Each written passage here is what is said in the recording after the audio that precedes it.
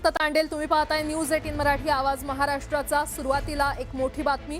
पुण्यातील शिरूर तालुक्यातील रांजण गावात बनावट सोन्याच्या आधारे HDFC बँकेला तब्बल 17,76,000 रुपयांचा गंडा घातल्याचा धक्कादायक प्रकार समोर आलाय।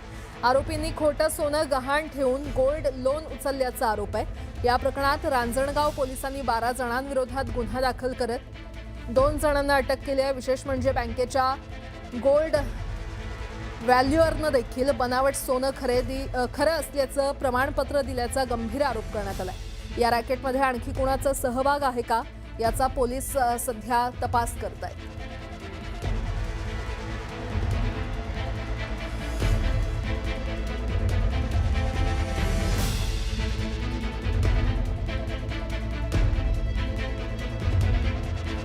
आणखीन एक मोठी बातमी। जळगावच्या धरणगाव तालुक्यात भेसळयुक्त दूध विक्रीचा धक्कादायक प्रकार उघडकीस झालेला आहे।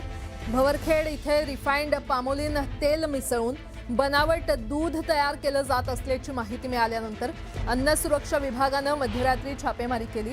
या प्रकरणी सोमनाथ आनंद माळी याच्या विरोधात गुन्हा दाखल करण्यात आलाय। तर आरोपी कृत्रिम दूध चांगल्या दुधात मिसळून फॅट वाढवत असल्याचं तपासामध्ये समोर आलेलं आहे।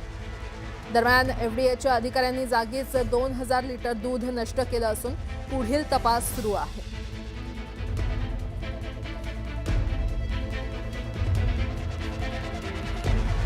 मुंबईच्या गोरेगाव परिसरात रोटी बनवताना थुंकल्याचा व्हिडिओ सोशल मीडियावर सध्या व्हायरल झालेला आहे आणि त्यानंतर पोलिसांनी संबंधित व्यक्तीवर गुन्हा दाखल केलाय।